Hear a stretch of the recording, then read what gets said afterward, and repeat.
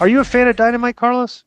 I like watching it sometimes. I think it's very different from WWE. In what way?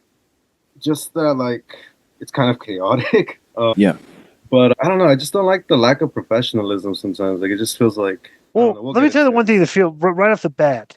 Okay, they've gotten so they're getting like $3 million a week in rights fees now. Okay, maybe a little above that on the average. Just to say that I actually like this show. This show's actually pretty good. But Okay, so I want to say, bro, they're not. It doesn't look like they're spending on anything. yeah. Like it doesn't really look like a. It looks like a cheaper looking set than WWE, and like even like a lot of the Yeah. stuff just looks kind of. It's like Like where's the you know money when going? MJF comes out and they drop the curtain with his name on it, and they show a close up. The curtain doesn't really looks kind of like a cheap like curtain. I don't know. I don't know. The show just looks cheaper. Like they're not like spending the money that the WWE spends on the show.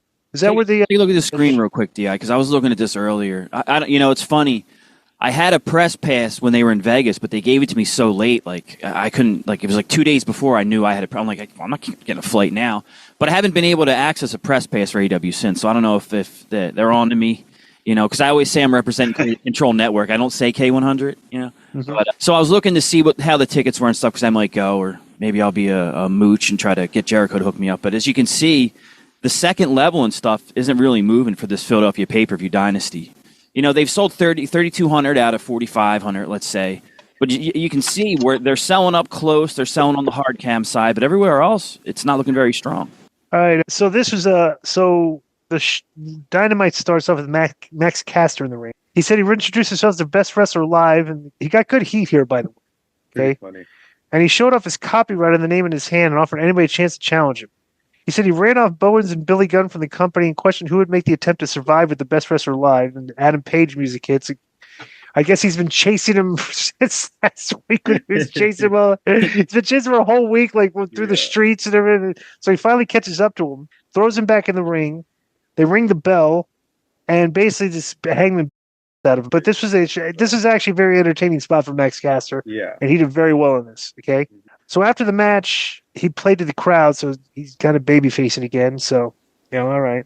They recap Ricochet's victory over Swerve and did a video recap. And, okay, they're doing video recap videos now, right? But, they're just not as good as the WWE's are. It's like decently done, but not well done. But they're trying. So I like Ricochet's character, by the way. So the Death Riders now wrestling the Undisputed Kingdom, and they did the Undisputed Kingdom. So it was Cole, O'Reilly, and Strong. O'Reilly and Strong come out first, and then Cole has his music and comes out next. They have two different musics, and they're supposed to be one group. So this is a lot of thigh slapping and typical AEW stuff, and the Death Riders beat them in 17 minutes to retain the trios. Oh, by the way, I didn't even realize this. This is a trios title match. Are you excited about the trios titles? It's my favorite. Anybody? I forgot who the champions were until I saw them. The Death Riders were the champions. Yeah, Trios champions. Yeah, the only time I ever think I was into that was when WCW had the 6-man belt in like the late 80s, early 90s. And I don't know, it seemed cool, it was different. But to me, it just hasn't worked since anywhere. Well, let me read this after the match. You tell me what's wrong with this. This one sentence should tell you everything you need to know. After the match, the Death Riders continued their attack on the Undisputed Kingdom, but they were eventually run off by Daniel Garcia in 2.0. Would the Death Riders run away from those guys? They shouldn't be running away from anybody. I mean, good grief. So Moxley and Shafir walked through a hallway, and then JY and Adam Copeland managed to shove them into a room, and they used bolt cutters to steal the briefcase that was chained to the wrist of Marina Shafir. They stole the briefcase. It was funny because you're thinking about it was funny because you're watching this and they wrote this as a pretty compelling segment, but it was kind of funny to watch. It was almost like a comedy skit, right? The way it played out, right? So Renee Paquette interviewed MJF and said Texas isn't a real state and Dustin Rhodes is a real man. He said told Dustin to get down on his knees and pray to the devil because the pain won't be able to hide the shame on his face when he's done with him. And Hangman Page walked up and told MJF to get out. It was his interview time. And MJF mocked Hangman, told him he smelled like Jack Daniels, and Hangman asked if that was the best he had to offer after 5 years. And MJF said fine. Told him whatever this wasn't him. He doesn't have the stomach for it. And MJ asked if he lost his friends in Sandy because he wanted a little apology. He then said after he destroyed Dustin Rhodes, he would do what Hangman has failed to do multiple times and win the AEW World Title for a second time. So they had a good little thing. This was actually good. What'd you think of this? Yeah, I mean, they're pretty good together, so you can tell they probably get along and stuff. Yeah, I wonder what happened to Jarrett. Well, he just kind of they did all that build up for him to just get beat and get knocked out after the match by MJF, and that was it. It was kind of weird. Now, honestly, I think they changed directions here and they realized they got to do something, and they said, let's put Paige and MJF together, which is a good idea. Because I'm definitely more compelled with their content than, MJF wrestling all these 50-year-old guys, which is kind even of when they just colossal waste. He kept interrupting them. That was already like... But here's a match it didn't need to have. So they had a match, Hook and Shibata and Joe against the Solo. Let me give you these names: Aaron Solo, Rosario Grillo, and John Cruz. Okay. Anybody know who those guys are? I know Solo. Yeah, the first name. And the guy, Cruz sounds familiar, but I couldn't. The guy that his face on when Samoa Joe does that thing where he moves, when someone jumps off the top. Oh, he splat it? Yeah, and he made like a funny, what happened? I mean, that's his fame. All right, so after the match, one of the less compelling promos of his career, Joe said they are the brothers that bring violence with them wherever they go. He then addressed Christian and the Patriarchy and said it could have been simple. He named their trio the Ops and said that since he was too much of a to show up tonight, they wanted Christian and the Patriarchy in the ring next week. Are you excited about that? I did see this, actually. I saw like what did you quick think? Little rundown thing on YouTube. It just made me slightly frustrated that Joe is not in a better situation. I always love Samoa Joe, and this is, So next they go to Jericho backstage, and Brian Keith is with him. And Renee asked Jericho about Brian Keith coming up short against Bandito. He said Brian Keith would get a learning experience because he was challenging Bandito to a showdown. He demanded they meet him in the ring right now. And Keith told Renee not to embarrass him in front of Chris Jericho as he walked away. So Willow Nightingale was interviewed backstage, and for some reason, Marina Shafir jumped her. Then Moxley popped in the frame, told Adam Cole and Jay White they were a dead man walking because they got that suitcase. In the arena, Jericho made his entrance, and Bandito comes out. Bandito actually looks pretty cool. Yeah. So they both went back-to-back in the ring and did an old-school duel, like they walked 10 paces. When they turned to face each other, Brian Keith prepared from under the ring and grabbed Bandito by the ankle. Then Jericho and Keith jumped Bandito. But the Outrunners come out to make the save. Then Big Bill ran down and grabbed Bandito for a chokeslam. But the powerhouse Hobbs comes out. Now this is misinformation by Jake Barnett, the guy that wrote the review. Actually, wait, is this Jake Barnett's review or is this Jason Powell's? I think Jason does it. No, this is Jake Barnett. Jake Barnett has misinformation on this, okay? Because I want to read you a line that he says here. He said Powerhouse Hobbs ran down to the ring and traded punches with Big Bill before delivering a big spine buster. Big Bill was throwing punches, but for some reason Hobbs in this big run-in decided to throw legal forearms so he doesn't get disqualified, I guess, in a run-in. And they didn't look good. So this was not a good spot for Hobbs. But then he gave him the spine buster, and they literally just he takes a spine buster, and Big Bill was laid out. Like he was dead. Mick Foley when he crashed in the cage. And one hell. I thought that, bro, these guys are doing things out there. You guys don't realize this. They're doing this just to pop themselves and do funny stuff. Yeah. Big Bill was doing that intentionally just to be funny because it looked funny. Right. Where he's just like knocked out. I don't know. White and Copeland are backstage, and White told him not to worry about his briefcase.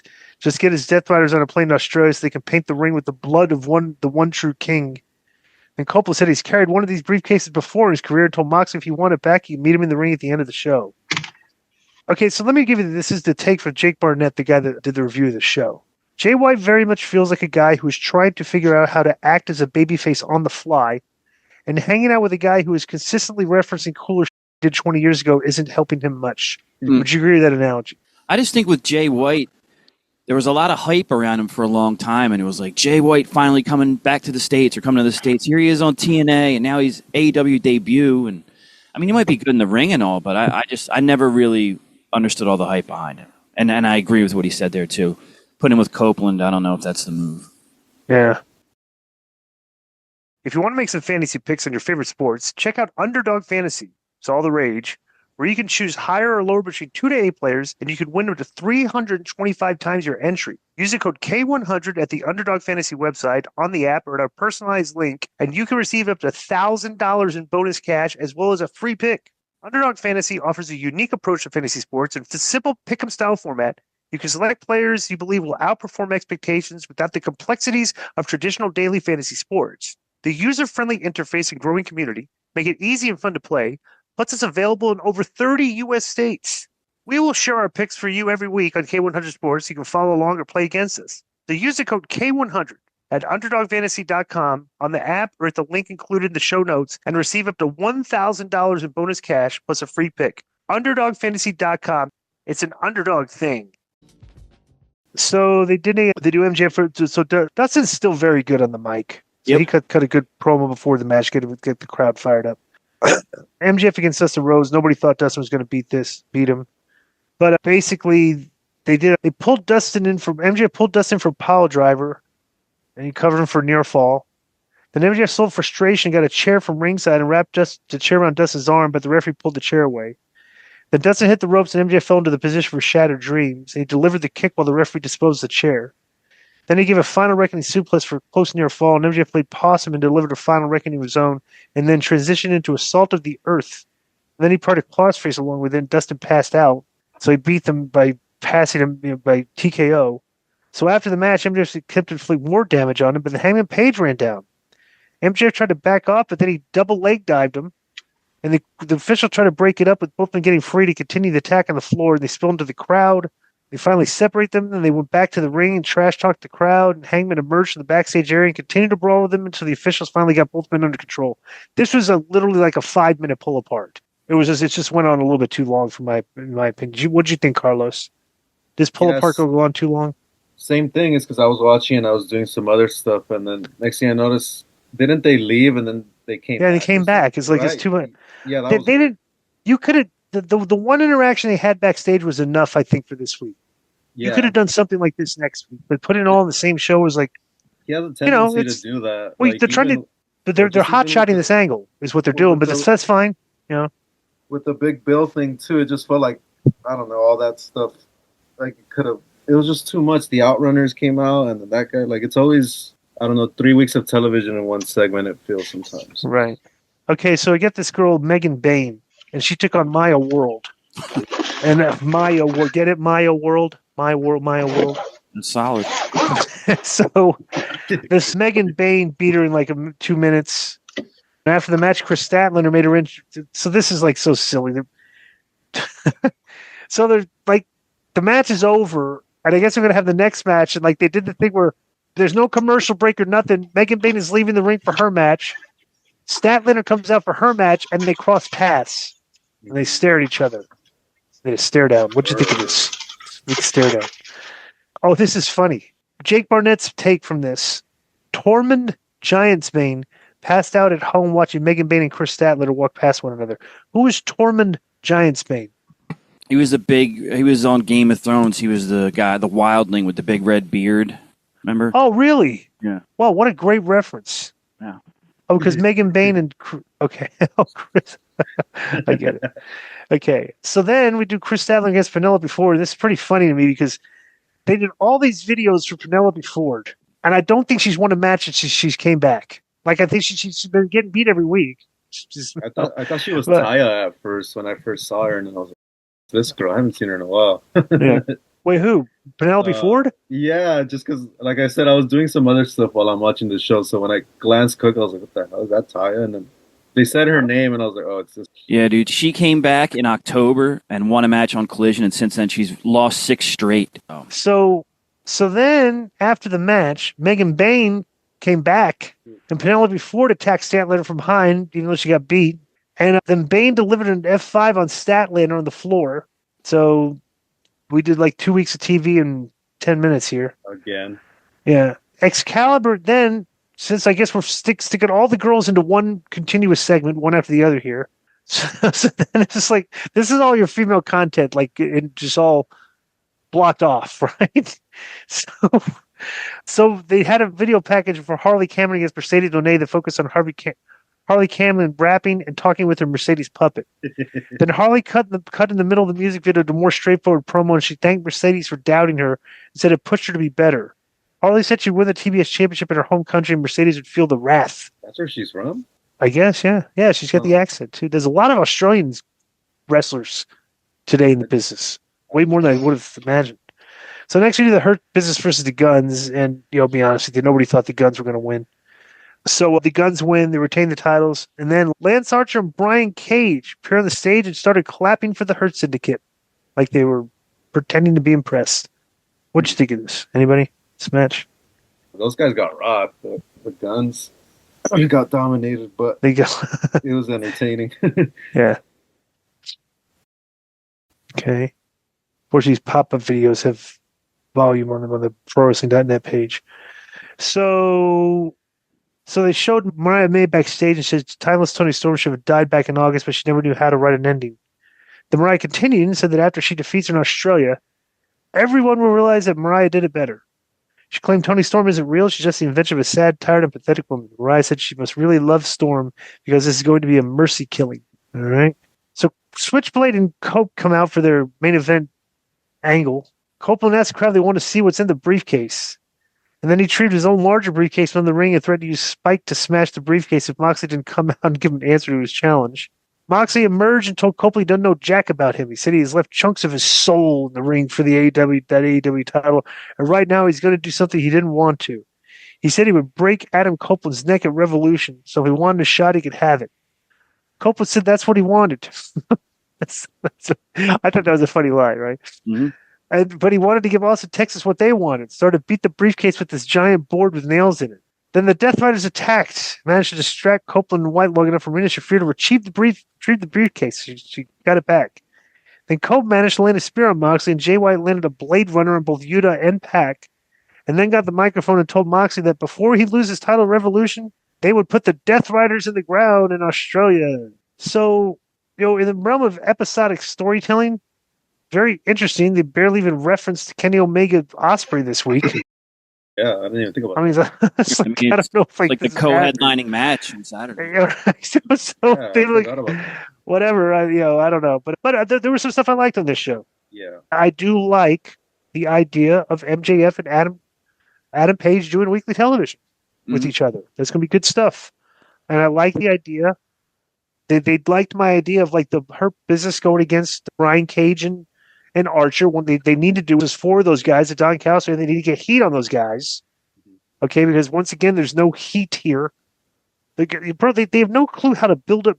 They don't use heat to build matches. Like the baby faces go over on these people to stand tall, go to these matches. Like what sucks too is that you never really believe that a certain individual is gonna win. Like I don't know. I think like when Chad Gable fought Gunther, I don't know if it was last year, a couple years ago. Mm-hmm. And people really believed he was going to win. His daughter's like crying in the crowd and stuff. Yeah. But right here, you don't really believe that. And, you already know, oh, this guy's going to beat. They're probably going to kick out of a couple things and then several things. So-and-so's going to win. Yeah. So. Right. So let me give you my top 5 review of the weekly stuff. Okay. Number 5 was the Owens promo in the car. Yeah. Number 4 was, this is just a minor thing I like just because they're using an idea I like. I like Lance and Cage coming out at the end of the Hurt Business match because now they're going, oh, actually, never mind, excuse me. That's not number 5. I wrote this down. Max Caster's promo at the beginning of the show is number 4. He's doing excellent in his new character. He's got good heat. He's getting booed out of the building, even though he's just getting jobbed out, but I like what he's doing. It's interesting. This is good heelish stuff. Number 3, I like the Punk Logan exchange. Mm-hmm. Number 2, I love Drew's promo explaining why he's on SmackDown now and the Raw was a toxic work environment. And my favorite thing of the week was MJF and Adam Page. I'd like to see what they do next week with that. I'm looking forward to MJF and Adam Page next progression in their storyline. And I hope they don't just blow it off in a match in like a week or two, So yeah. Anybody has any comments on this week's TV collectively? Well, are you excited for Grand Slam? Saturday at 2:30 Eastern.